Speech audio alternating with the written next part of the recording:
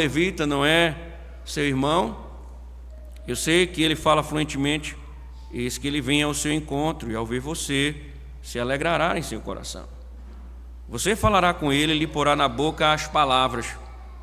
Eu serei com a sua boca e com a dele, e ensinarei a vocês o que deve fazer.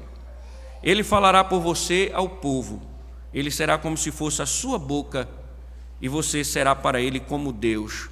Leve, pois, na mão este bordão com o qual você fará os sinais. Mais uma vez, Senhor, Tua palavra, ó Deus, tão maravilhosa, Senhor, ela é lida e será exposta, e nós só clamamos, pedimos que o Senhor possa falar aos nossos corações, assim como foi pela manhã, Senhor, que o Senhor possa bondosamente fazer, ó Deus, com que Tua voz soe aos nossos ouvidos. Em nome de Cristo. Amém. Pode sentar, irmãos.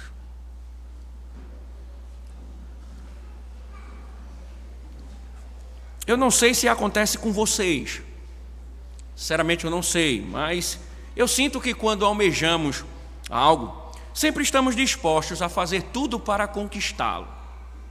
Sempre quando almejamos alguma coisa, nós fazemos de tudo para conquistá-lo.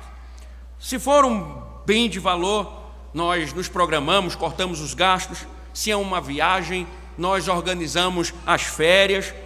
E você observa que não importa o grau de dificuldade, se está no nosso querer, se é o nosso desejo obter tal coisa, nós sempre seremos diligentes, nós labutaremos incansavelmente para obtê-las. Sempre será assim. Mas você nota também que, quando não existe interesse da nossa parte em ter algo, em obter algo, observe que qualquer desculpa serve. Nós temos sempre uma desculpa pronta, nós sempre temos argumentos, por mais simples que sejam, nós sempre temos uma resposta, uma colocação, para de fato não prosseguirmos em frente em conquistar ou obter ou fazer alguma coisa que nós não desejamos. E nós, com certeza, imaginamos que é muito mais fácil resolver. Basta somente dar uma desculpa e a gente, de fato, elimina qualquer tendência, qualquer coisa que estiver e que não seja do nosso interesse obtê-la. Qualquer coisa pode servir de desculpa.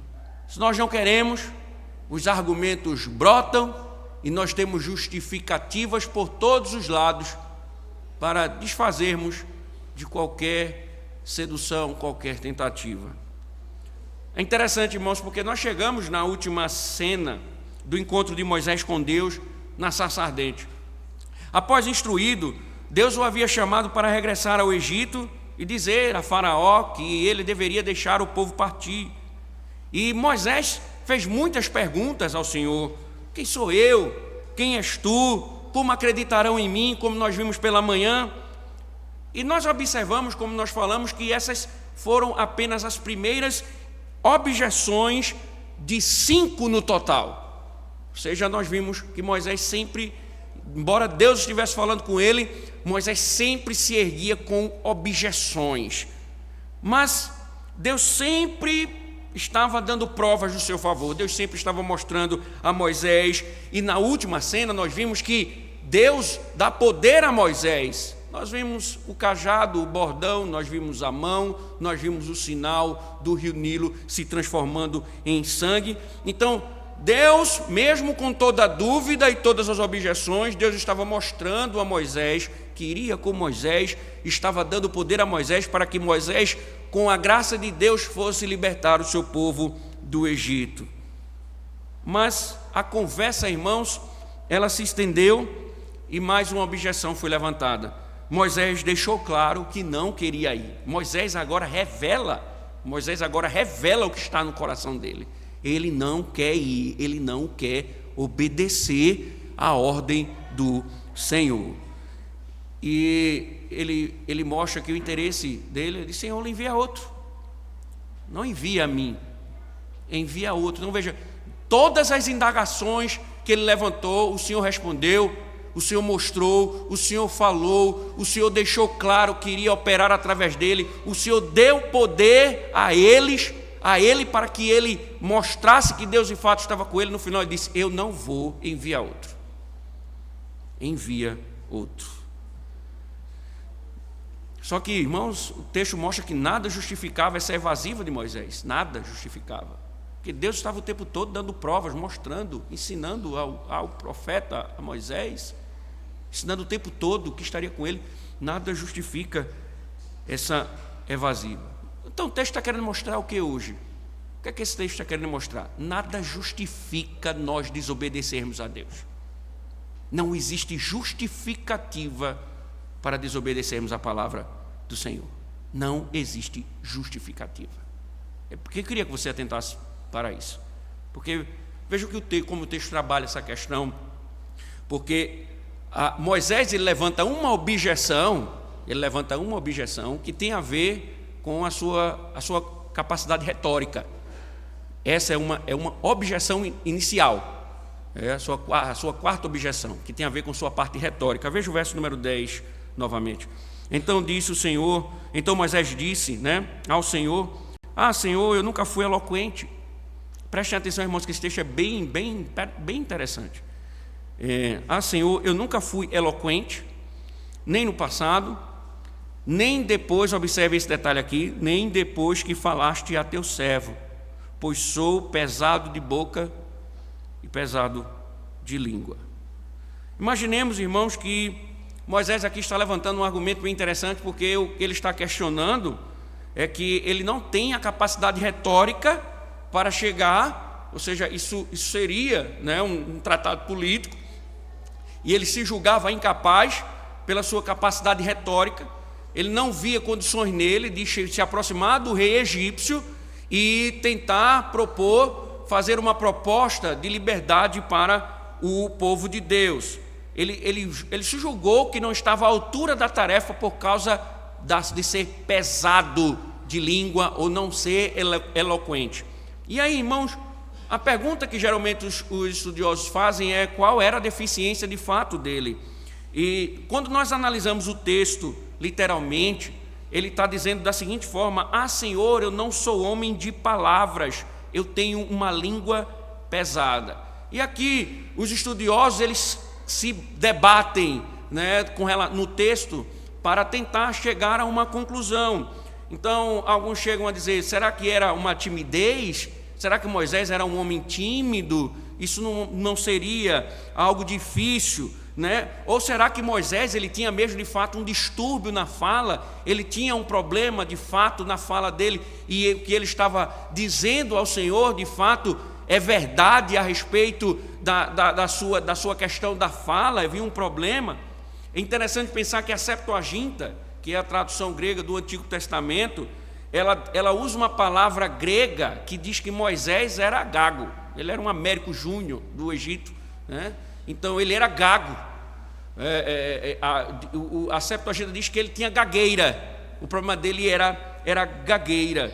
Outros podem dizer que essa fala de Moisés ela pode também significar que Moisés, pelo fato de ter vivido muito tempo nas regiões de Midian, podem ter tirado dele a habilidade de falar a língua egípcia, e por isso agora ele se julga incompetente.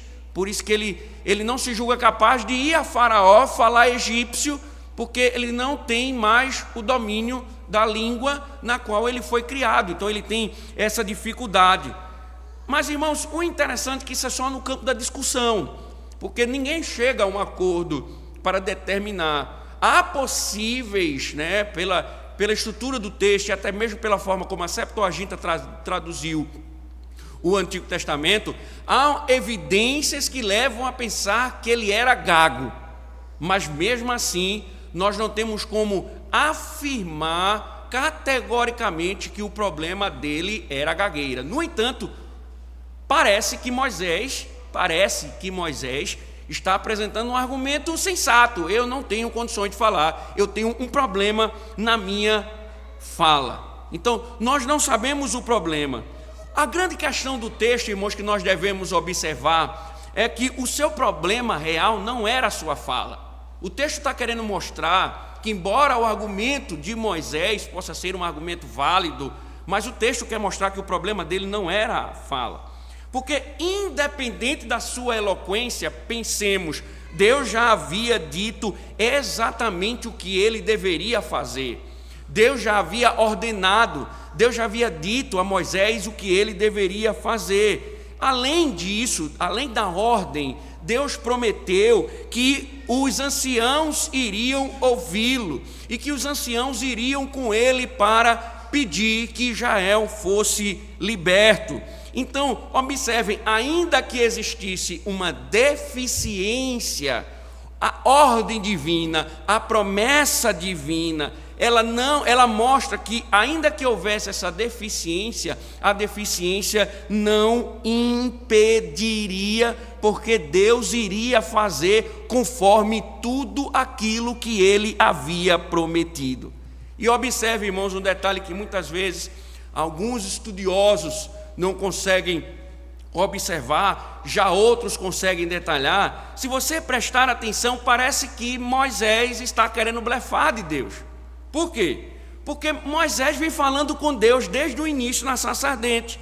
Ele está falando muito bem, ele está conversando com Deus, ele está discutindo com Deus, ele está levantando suas objeções. Então você vê que ainda que exista uma deficiência, não existe a incapacidade retórica. Então, ainda que ele tenha uma deficiência, ele não está ali conversando com Deus. Quem sou eu? Quem és tu, Senhor? Quem vai comigo? O que eu vou dizer? Ele não está ali conversando com o Senhor? Então veja, se ele tem a capacidade de dialogar com o grande eu sou, ele certamente teria a capacidade de conversar, de trocar algumas palavras com Faraó. Então, Moisés não precisava ser um orador, Moisés precisava apenas obedecer.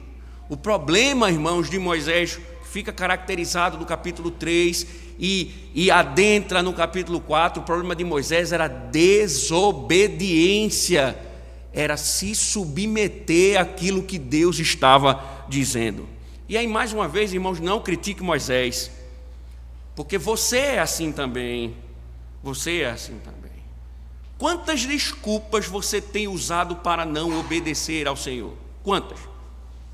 Quantos argumentos você tem usado para não obedecer ao Senhor? Quantas desculpas, por exemplo, você tem usado para não guardar o dia do Senhor?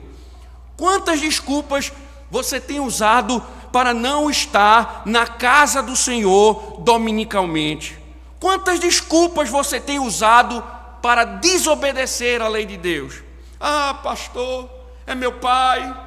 Ah, pastor, é minha mãe. Ah, pastor, é meu tio. Ah, pastor, é minha tia, é minha avó, é meu filho, é o meu marido, é o meu cansaço, é a minha saúde. Quais são as desculpas?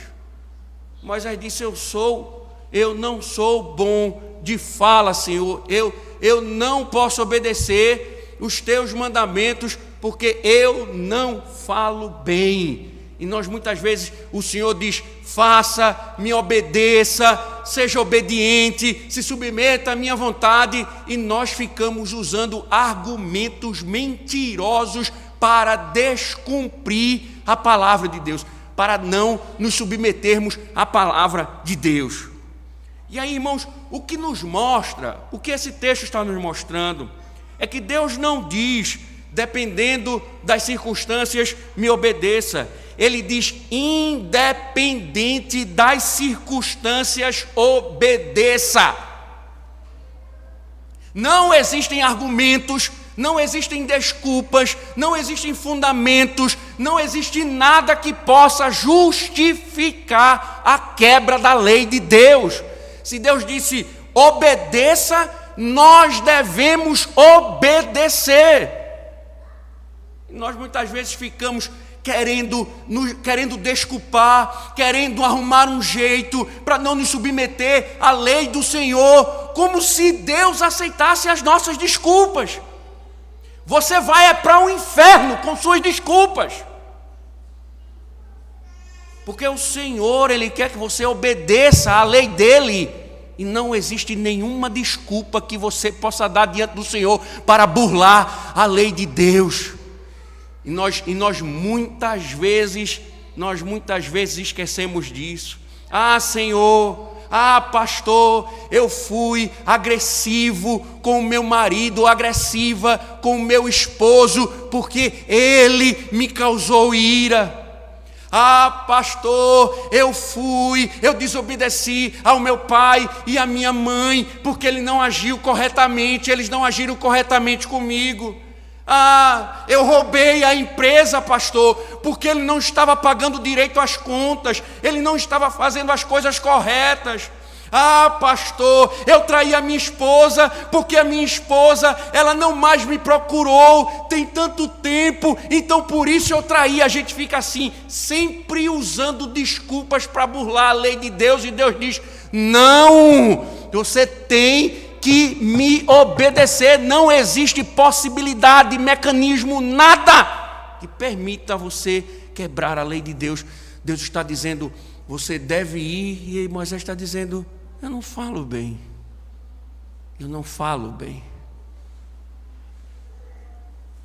Seu problema, meu irmão, você deveria reconhecer, é desobediência. Seu problema é deliberada desobediência, e você fica usando suas desculpas para dar propina à sua consciência. Mas seu problema é rebeldia diante de Deus. O que Moisés está fazendo aqui é rebeldia diante de Deus. Deus está dizendo: eu vou com você, Moisés, vou lhe dar poderes. Veja o bordão, veja a sua mão, veja o sinal do rio Nilo. Eu vou fazer isso, eu vou fazer aquilo. Eu sou o Deus Todo-Poderoso, eu governo o Egito, eu governo todas as coisas, eu governo a vida, eu tenho todo o poder. Vá, Moisés. Não, Senhor, eu não falo bem. Seu problema é desobediência, é isso. Seu problema é rebeldia diante de Deus. Seu problema é desobediência. Mas aqui, irmãos, também é interessante, porque outro princípio, só desse verso, tem um princípio muito importante aqui, porque esse é um lembrete de que a eficácia da proclamação da palavra não depende apenas da eloquência. É claro que uma boa habilidade retórica, ela é útil, é claro. Mas o que está nos mostrando aqui é que ela não é essencial para a comunicação do Evangelho. Ela não é determinante.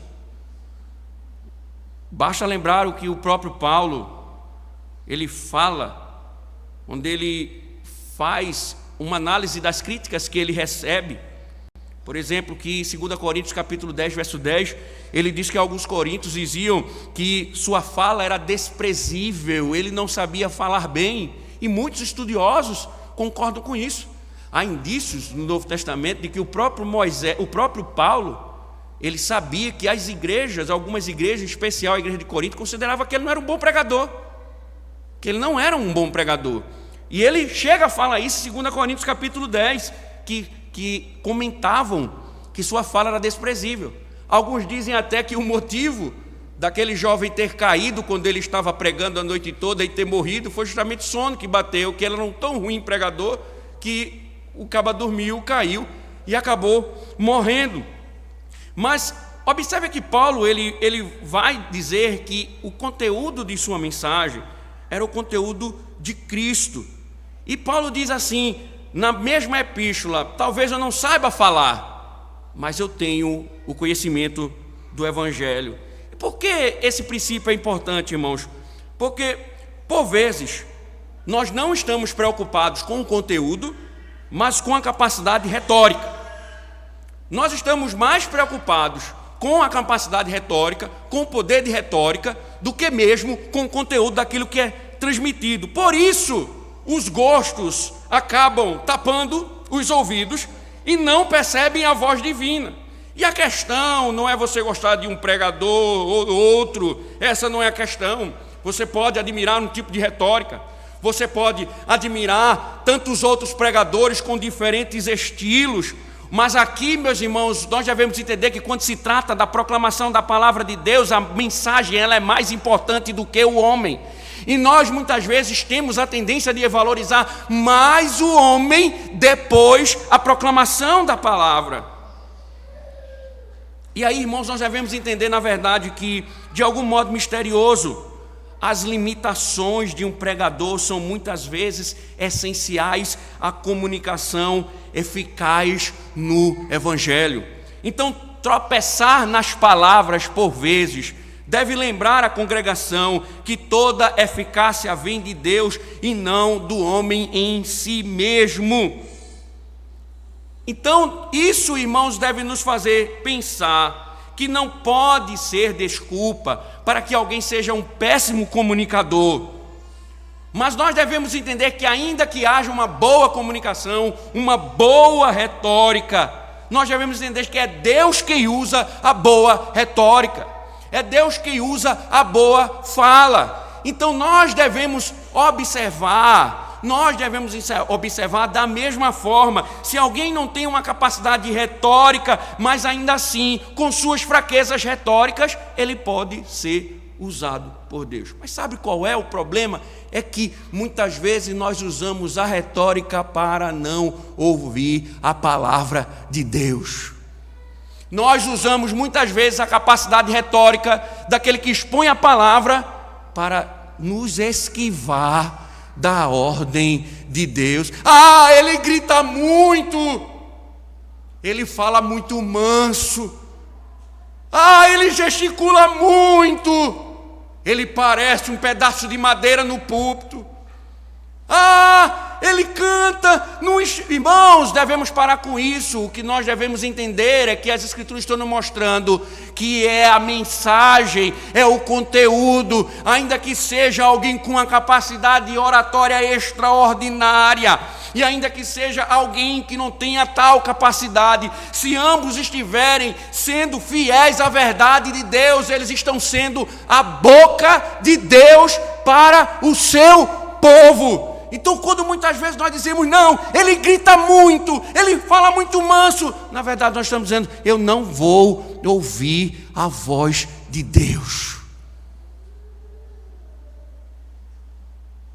Eu não quero ouvir. Eu não tenho coragem de dizer que eu sou desobediente, que eu não obedeço a Deus. Eu não tenho coragem, sinceridade, eu fico dizendo, ele grita muito, ele fala muito manso.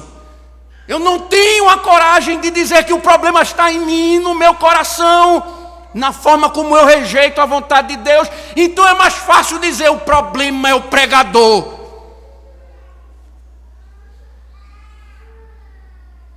Mas ele está dizendo, eu não sou eloquente. A questão não é de eloquência, não. É o que Deus vai falar. O que convence o homem, meus irmãos, não é a capacidade retórica, é o poder de Deus na pregação. Isso faz me lembrar de Spurgeon, quando estavam reformando o tabernáculo metropolitano. Diz que na hora do almoço Spurgeon era de retórica incomparável, um dos maiores pregadores que a história produziu. Diz que ele foi na hora do almoço, imaginando ele que não tinha ninguém no templo. Não tinha ninguém no templo. E ele subiu ao púlpito para ver a acústica da igreja, achando que o templo estava vazio. E ele simplesmente proferiu as palavras do Senhor: eis o Cordeiro de Deus que tira o pecado do mundo. E um pedreiro estava almoçando dentro do templo, e ele não sabia. E foi convertido naquele momento pelo Senhor. E nós muitas vezes ficamos, ele não fala bem, ele grita demais. E nós não, o que Moisés precisava entender era, o poder não estava na sua capacidade retórica, estava naquele que estava enviando. Moisés não aprendeu ainda que era o Senhor quem iria fazer tudo aquilo que estava prometendo. Também, irmãos, já devemos pensar uma coisa interessante aqui no texto. que a objeção de Moisés é irreverente, sabia disso? Que homem ousado, meus irmãos. Você vê que Moisés é um cara ousado até nesse aspecto. E você vê que isso vai se desenvolver, porque ele vai chegar, Deus vai dizer: se mostra a mim. Eu quero ver o Senhor. Se mostre a mim. E aquele episódio fantástico, o Senhor passa de costas. Ele é muito ousado, mas aqui uma ousadia pecaminosa, porque observe a formulação da sua queixa. Volte ao texto, veja que ele diz assim: eu nunca fui eloquente. Aí ele diz: nem no passado, aí, veja novamente, nem depois que falaste a teu servo. Isso é uma crítica, irmãos. Sabia que ele está criticando a Deus aqui? Porque ele estava acusando Deus, de não ter lhe dado o dom da fala. Quando disse: eu nunca fui eloquente nem no passado, ele está se queixando aqui de como Deus o havia criado. É como se assim: eu sou assim por causa do Senhor. E aí veja, ele ainda engrossa mais a sua pecaminosidade quando diz assim: e nem depois que falaste. Sabe o que ele está querendo dizer aqui, em outras palavras? Ele está querendo dizer o seguinte: olha, Deus, se tu quisesse que eu de fato fosse falar a Faraó, tu teria curado o defeito da minha fala. É como se ele estivesse dizendo: olha, Senhor, eu estive aqui conversando contigo já faz um bom tempo, faz uns bons minutos que eu já venho dialogando contigo aqui, e tu não fizeste nada com relação à minha fala. Tu não operaste nenhum milagre para corrigir o meu problema de fala. E aí, o que o texto está mostrando é que Moisés está dizendo que Deus é o culpado. Deus é como se: olha, eu não tenho condições de fazer, e não me julgue por isso. Ai, irmão, que homem, como pecador é miserável. Eu não tenho condições de fazer, mas não me julgue por isso, porque essa culpa é sua. Foi o Senhor quem fez assim. E nem quando eu estava falando com o Senhor corrigiu o meu problema. Como é que o Senhor quer que eu vá falar? E aí, irmãos, o que Moisés está dizendo, resumidamente, é: se eu vou desobedecer, foi o Senhor que fez isso. Porque se o Senhor quisesse que eu de fato fosse a Faraó, você teria sarado, ou teria de fato me feito nascer com condições de falar melhor. Ah, pastor, se eu quisesse chegar cedo à igreja, ou se Deus quisesse que eu chegasse cedo à igreja, Ele teria me dado filhos mais calmos. Se Deus quisesse que eu guardasse o 4º mandamento como Ele ordena, Ele me daria uma vida mais tranquila. Ah, pastor, se Deus quisesse que eu de fato dizimasse fielmente, Deus teria me dado um salário muito maior. Ah, pastor, se Ele quisesse que eu estivesse no culto, Ele teria me dado um marido mais dedicado. Ah, Senhor, pastor, se Deus quisesse que eu estivesse no culto dominicalmente no dia do Senhor, Ele teria me dado uma esposa mais crente. Ah, se o Senhor quisesse de fato que minha família estivesse na igreja, Ele teria me dado uma família crente. E nós vivemos assim, irmãos, acusando Deus dos nossos pecados. Nós vivemos dizendo: eu sou assim porque o Senhor me fez assim. Eu sou negligente com o dia do Senhor porque o Senhor me fez assim. Não foi o Senhor que me deu esse emprego, então não venha me exigir guardar o dia do Senhor. Não foi o Senhor que me deu essa vida financeira, então não me venha cobrar que eu dizime. Não foi o Senhor que me deu isso, então o Senhor é culpado da minha desobediência. Eu não vou te obedecer porque foi o Senhor quem fez desse jeito. Lembra, irmãos, a síndrome de Adão. Foi a mulher que tu me deste, a culpa não é minha. Irmãos, quantas vezes nós cometemos essa blasfêmia, colocando a culpa em Deus pela nossa desobediência. Eu sou desobediente porque o Senhor foi quem fez assim. Nós acusamos Deus de ser responsável por nossos pecados.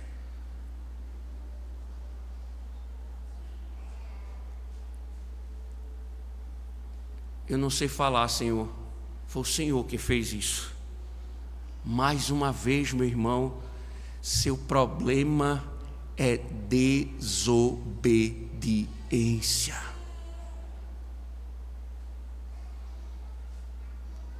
Falta honestidade no seu coração e clareza de dizer: eu sou um desobediente. Eu sou um desobediente. Você é responsável pelos seus. Se você não guarda o dia do Senhor por causa da sua família, a culpa é sua. Se você não dizima, a culpa é sua. Se você está namorando e tem relacionamento com sua namorada, intimidade com sua namorada, a culpa é sua. Se você faz o que faz, a culpa é sua, porque você é um desobediente. Você é um rebelde. O problema não é o Senhor, é o seu coração rebelde e desobediente. Você deve sair daqui incomodado com isso. Porque, mais uma vez, o Senhor fala: seu problema é desobediência. Desobediência.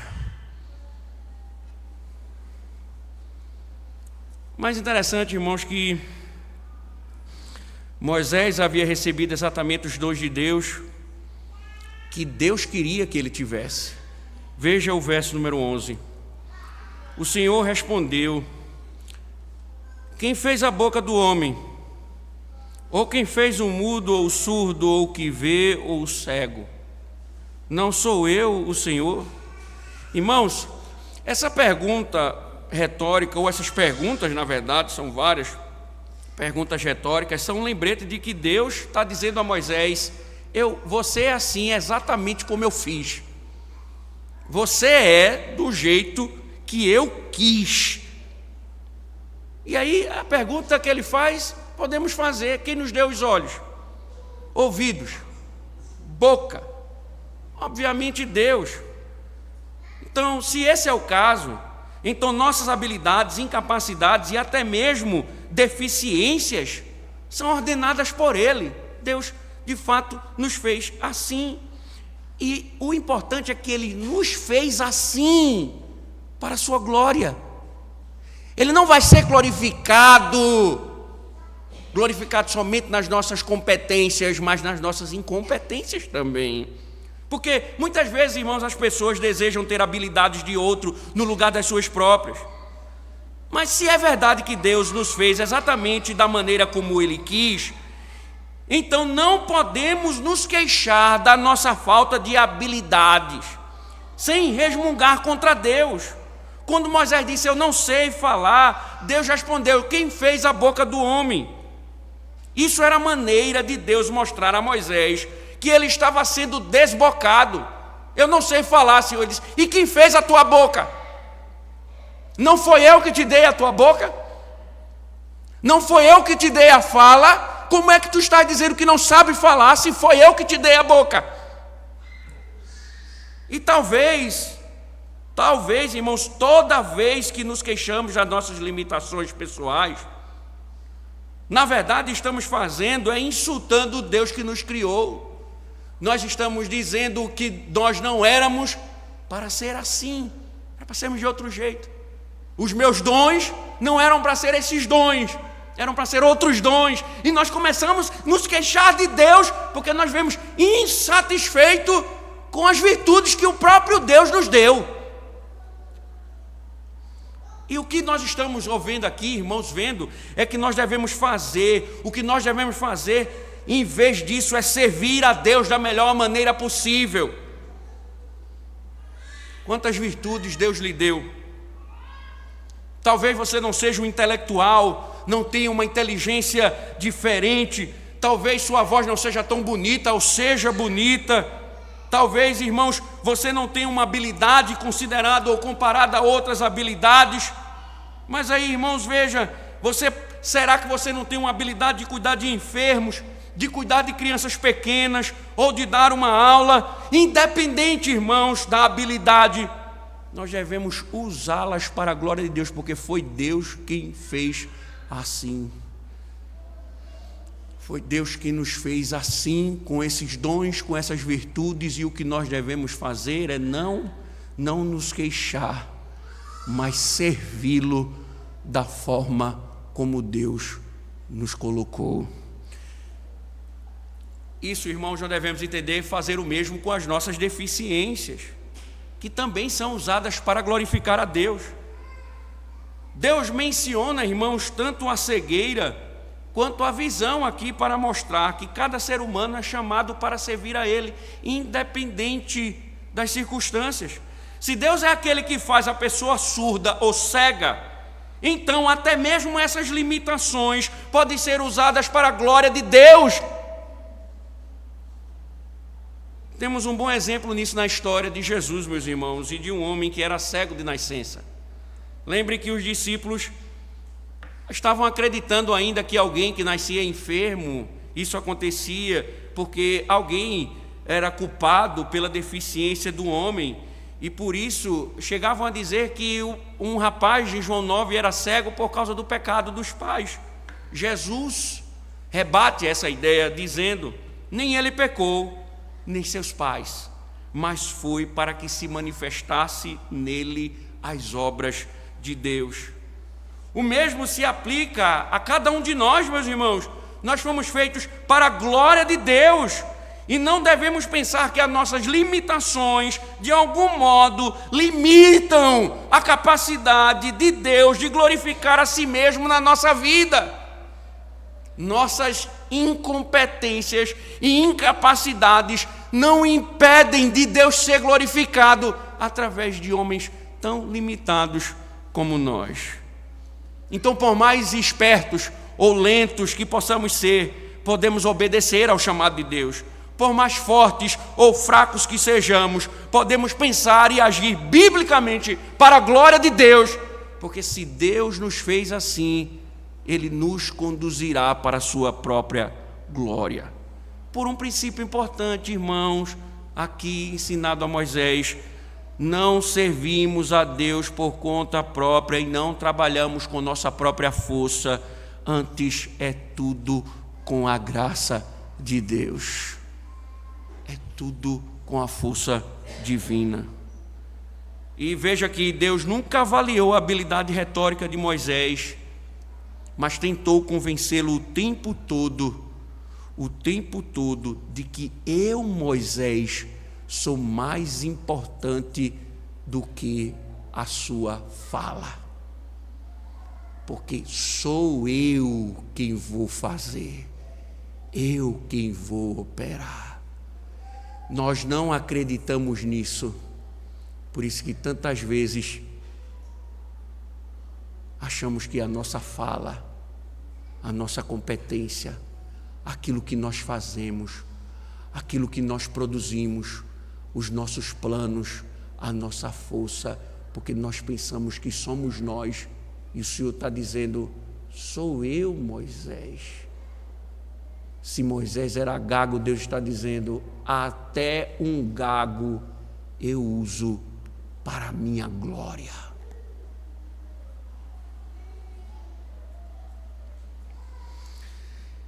Irmãos, o que Moisés deveria fazer,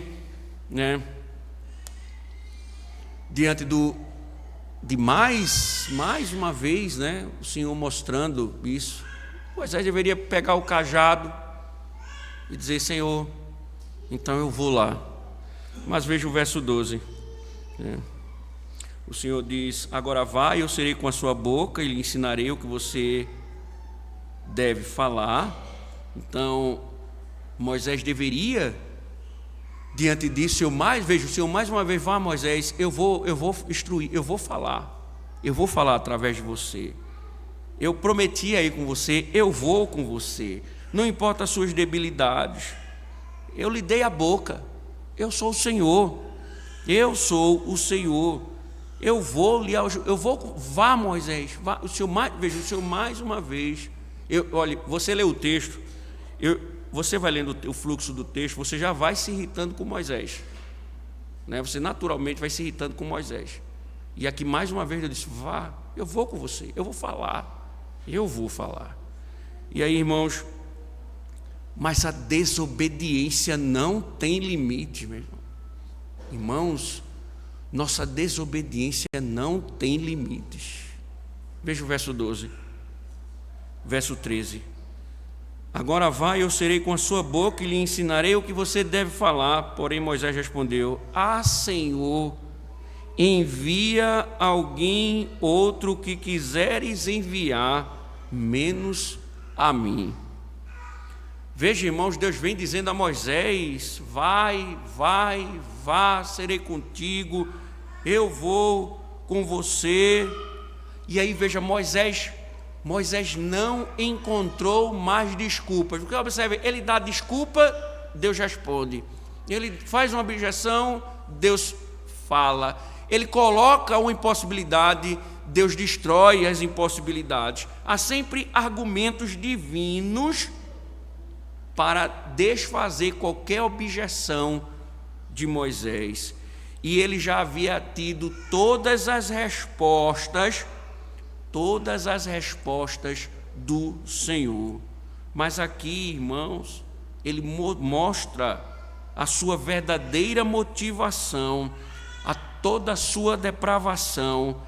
Senhor, eu não vou, envias aquele que hás de enviar. Essa última objeção expôs o que se escondia por trás de todas as desculpas de Moisés, irmãos: desobediência ativa. A questão verdadeira era que Moisés se recusava a confiar no Senhor e obedecer. Literalmente, irmãos, o texto original está da seguinte forma: Senhor, olha o absurdo, envia qualquer pessoa que queira enviar, contanto que não seja eu.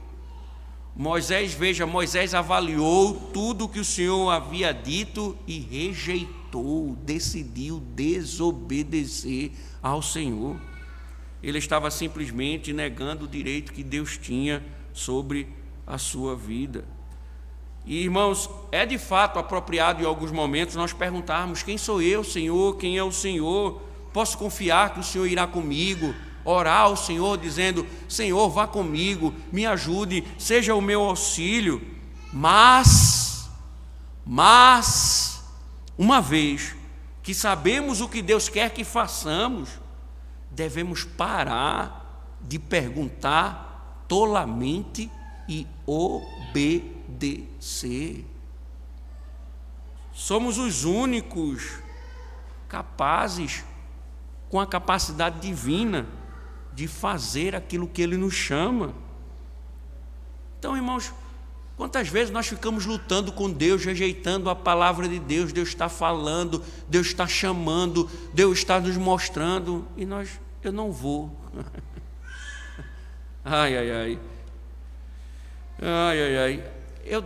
Eu decido. Veja, irmãos, que absurdo. Preste atenção, meu irmão, que absurdo. Meu Senhor está dizendo vai, eu estou dizendo não. Quem é você, meu irmão? Olha para a tua alma. Olha para os teus pecados. Quem é você para o Criador de todas as coisas, dos céus e da terra, o Senhor da tua vida, que tem a tua vida nas mãos, dizer assim, vai, você dizer, eu não vou, envia outro. Quanta blasfêmia, que absurdo. Você, uma formiga, dizer a um elefante, eu não vou. Quem é você? Que pecado é esse, meu irmão, que você não consegue enxergar que sua humanidade frágil está se erguendo contra Deus?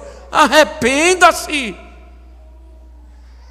Arrependa-se! Você está dizendo, eu não vou fazer aquilo que Deus manda. Eu não. Quem é você, meu irmão? Quem é você para se erguer contra o Criador? Arrependa-se. Arrependa-se.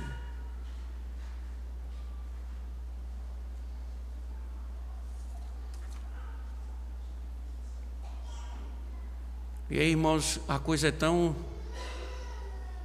tão rebelde, porque é por isso que a análise textual é muito importante, porque se vocês analisarem o pecado de Moisés, a rebelião de Moisés, se revela até como ele se dirige a Deus, porque, como eu falei, se vocês tiverem a prática de marcar as palavras que se repetem, e você pegar o texto, capítulo 4, e você fizer uma marca de Senhor, você vai ver que o nome pactual de Deus, da forma como ele se revelou, vem se repetindo com frequência em todos os versos.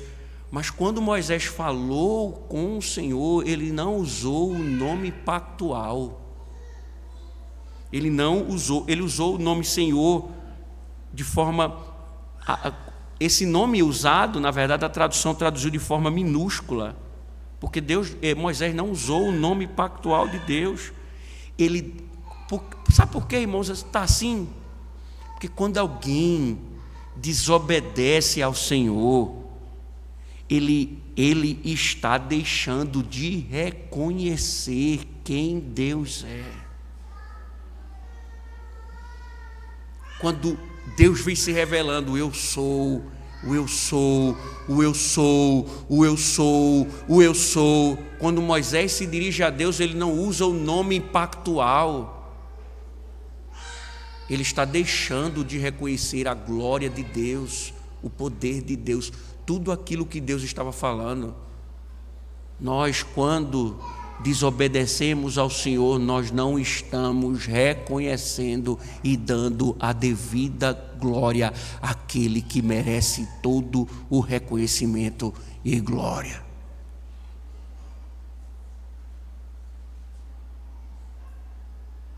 Por isso, irmãos, que todo ato de desobediência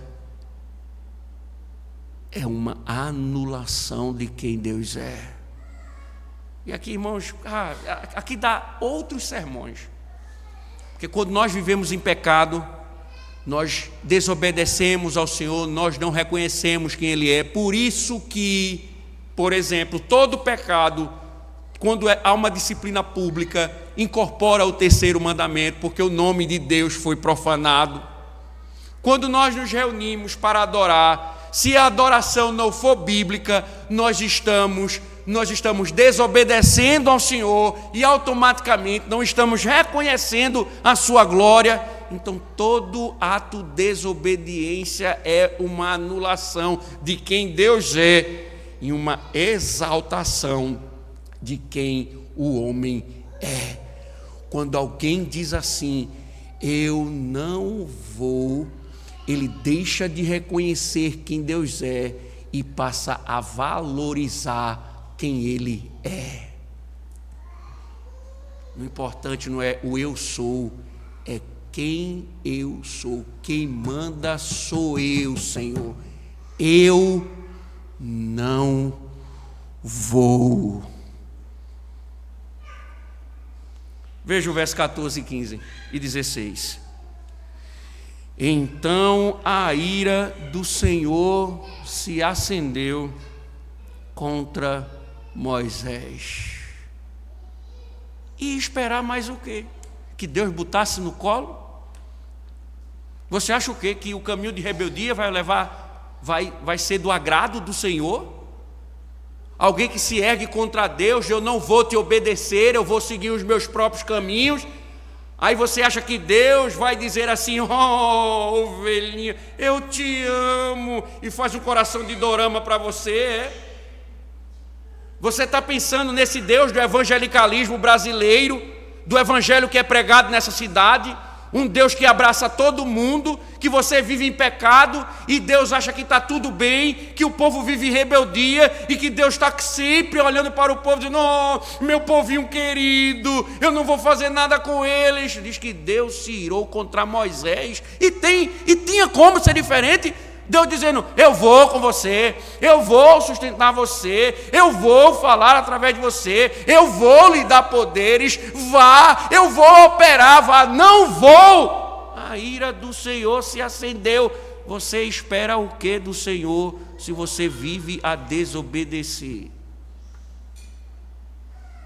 Você vai esperar o quê?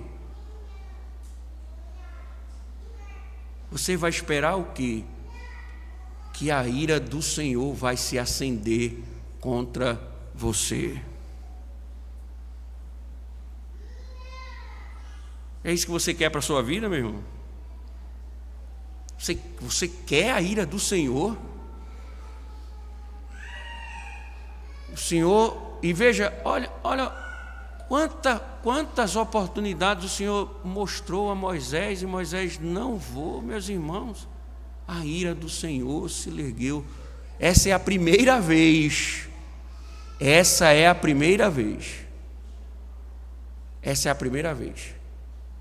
No próximo enredo, Deus vai tentar matar Moisés. Por mais que você seja uma mulher ou um homem de Deus, se você viver em desobediência, não pense que você será privado da ira de Deus. Não pense. Não pense que porque você é filho de pastor, filho de presbítero, filho de diácono, porque você é pastor, porque você é presbítero, porque você é diácono, porque você é o mais antigo na igreja, independente, andou no caminho de rebeldia, vai ter que lidar com a ira do Senhor. Deus não poupa. Deus não poupa.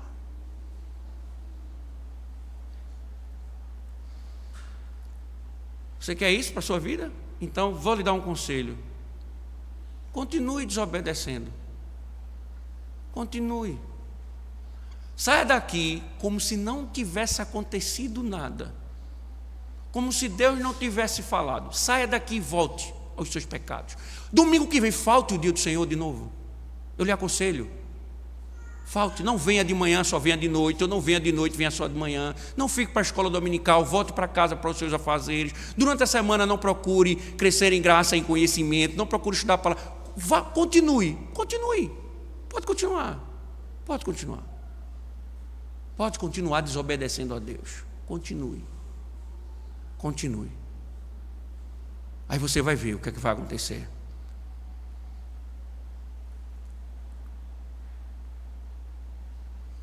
Reconhecer, irmãos, a ira de Deus nos ajuda a entender. Nós precisamos nos arrepender, irmãos, que Deus não nos poupará. Nós estamos lendo Ezequiel, estamos vendo isso. Mas é interessante, irmãos, porque Deus vai dar, ainda assim Deus vai dar um grande ensinamento aqui a Moisés. Veja, a fala agora de Deus é uma fala irritada, de estar irritado, irado com Moisés. Agora o tom já é outro do Senhor, porque esse texto aqui ele vai alimentar a próxima narrativa e ele não vai morrer, porque a mulher dele vai circuncidar o filho. Mas ele já está na mira do Senhor aqui. Está na mira do Senhor. E aí veja que Deus, mais uma vez, muda o tom e diz: o Senhor disse, Arão levita não é seu irmão? Eu sei que ele fala fluentemente. Eis que ele vem ao seu encontro, e ao ver você, se alegrará em seu coração. Você falará com ele e lhe porá na boca as palavras. Eu serei com a sua boca e com a dele ensinarei a vocês o que devem fazer. Ele falará por você ao povo, e ele será como se fosse a sua boca, e você será para ele como Deus. Então, o que é que Deus está mostrando aqui a Moisés? Deus está dizendo, olha, você vai ver posteriormente que Deus já havia falado a Arão, para Arão ir ao encontro de Moisés, e Arão ia comunicar a Moisés que o faraó havia morrido. Então Deus está já na sua providência mostrando que Arão iria encontrá-lo. Arão era um cara eloquente, nós observamos isso no texto, ou seja, um cara que falava bem, né? Mas observe que Deus vai e diz, tá bom, eu vou usar Arão, eu vou falar com você, você vai falar com Arão. Esse texto aqui, irmão, tem muito mais do que essas informações, porque, por exemplo, aqui nós vamos ver posteriormente que aqui começa a estabelecer o princípio do sumo sacerdote, né, o mediador. Então você vê, não é interessante porque, veja, Deus fala a Moisés, Moisés fala a Arão, Arão fala ao povo. Então você vê um mediador nesse processo, né? Então você já vê Moisés como um profeta, comunicando a palavra de Deus. Aí você vê outro princípio: embora a palavra de Deus tenha sido transmitida pelos homens, ela continua sendo a palavra de Deus quando vai ao seu ouvinte. Então Moisés diz a Arão, Arão diz ao povo, e ela continua sendo a palavra de Deus, independente da boca de quem o transmitisse. Então Arão vai ficar como um mediador, né, entre o povo, Moisés e Deus. Então você vê esses princípios começando a ser estabelecidos, que vão ser desenvolvidos e explicados posteriormente na questão do tabernáculo, quando vai existir o sacerdote, o sumo sacerdote e etc.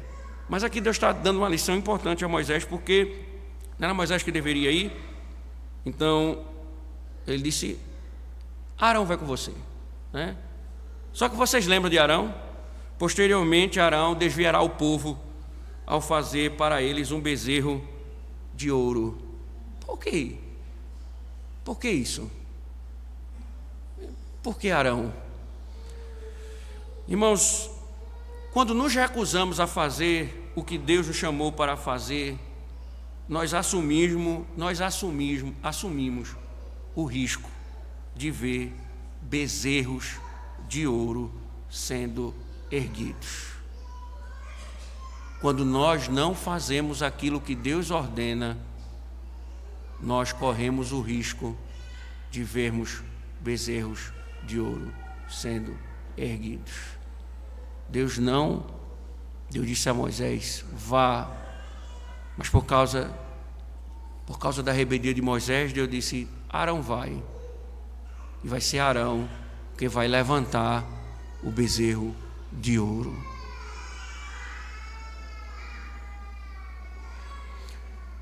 Então a última coisa que Deus diz a Moisés é, toma pois esse bordão na mão, com o qual hás de fazer sinais. Verso 17, né? Leve pois na mão este bordão, com o qual você fará os sinais. Por que está dizendo? Deus está dizendo a ele, eu não aceito não como resposta. Aqui aquela teologia, né? O homem é soberano, Deus respeita a vontade humana, o homem tem um livre-arbítrio. Moisés diz, eu não vou. Deus diz, você vai. não é resposta. E aí Moisés teve de fazer o que Deus havia chamado a fazer, pela autoridade de Deus e com a assistência de Deus, simbolizada pelo bordão. Ele vai ter que voltar ao Egito para libertar o povo. Não existe não, Moisés, você vai, pegue o bordão e vá, porque eu vou com você. A próxima narrativa é justamente Moisés voltando para Jetro, dizendo: eu vou ter que voltar ao Egito, pega a sua família para voltar ao Egito. O Senhor vai tentar matá-lo, mas ele vai chegar no Egito, vai falar com os anciãos e vai acontecer tudo aquilo que o Senhor havia falado. Mas, irmãos, que interessante, não é, esse texto, porque Moisés provou que era um grande líder. Vai ficar evidente isso. Há um aspecto importante na Escritura de mostrar essa ousadia, né, de falar com Deus, de dizer, Deus vai, ele não vou. Isso mostra, embora haja uma desobediência, há um homem, uma liderança ali. Mas essa relutância, irmãos, qual é a cristologia do texto? É que essa relutância, embora Moisés seja o grande libertador, o grande líder, essa relutância, ela mostra que existe um líder perfeito, um único Salvador perfeito. Porque no decorrer nós veremos, principalmente no Pentateuco, que o Senhor prometeu a Moisés que um dia levantaria um profeta semelhante a ele. E ele mais tarde disse a Moisés, lá em Deuteronômio capítulo 18: suscitar-lhe-ei um profeta do meio de seus irmãos semelhante a ti, veja, em cuja boca porei as minhas palavras, e ele lhes falará tudo o que eu lhes ordenar. Essa profecia se cumpre em Cristo, quando Pedro, lá em Atos capítulo 3, no seu sermão, ele mostra no dia de Pentecostes que Cristo é o cumprimento dessa profecia. Ele era o grande líder de Israel, e a Bíblia diz que Jesus era semelhante aos irmãos, mas era sem pecado. Então, como Deus prometeu enviar o libertador, Jesus ele foi como Moisés, ele veio para nos libertar da escravidão do pecado e para nos redimir do cativeiro da morte. E o que o Senhor espera então daqueles que são salvos? Mateus 17,5: ouçam o que ele tem a dizer. Pois Jesus disse muitas vezes: quem me escuta, escuta o Pai. Quem me ouve está ouvindo ao meu Pai. Porém, irmãos, por mais semelhantes que esses dois homens tenham sido, há também alguns sentidos cruciais em que Jesus não foi como Moisés. Um dos aspectos mais óbvios é que ele estava pronto e disposto a obedecer à vontade de Deus. Ele sempre disse ao Pai: eu estou aqui para fazer, ó Deus, a tua vontade. Quando Satanás lhe tentou e disse: transforma essas pedras em pães, ele disse: nem só de pão viverá o homem, mas de toda palavra que procede da boca de Deus. Ele sempre estava disposto a obedecer ao seu Deus. Ele agonizou na cruz, mas não recusou a suportá-la. Ele disse: Senhor, afasta de mim este cálice de sofrimento, mas que não seja feita a minha vontade, mas a tua vontade. Ele foi obediente até a morte. E então ele saiu e ofereceu a sua vida. Ele não disse: Deus, envia outra pessoa, pois ele sabia que não havia outra pessoa. Apenas ele podia fazer a expiação perfeita pelos nossos pecados. E aí vem, para finalizar, nós somos cristãos? Nós somos cristãos? Tem certeza que você é um cristão? Tem certeza? Se Moisés então não é um modelo, Cristo passa a ser um modelo um modelo de serviço e de obediência. Cabe a nós obedecer ao Senhor. Você tem sido obediente ou rebelde ou desobediente? Cuidado, porque a ira do Senhor pode estar sobre a sua vida. Bendito Deus, louvamos o Teu nome, Senhor, por mais uma noite, por mais a grata oportunidade de ouvirmos a Tua voz, Senhor. Misericórdia, ó Deus, e nos ensina a sermos obedientes, Senhor, independente das circunstâncias. Livra-nos dessa rebeldia dos nossos corações. Destrói as nossas desculpas e expõe, na verdade, Senhor, a nossa rebeldia, para que tratemos, Senhor, e venhamos a nos submeter. Que sejamos obedientes como Teu Filho, Senhor. É em nome dEle que nós oramos. Amém. Louvemos ao Senhor, meus irmãos.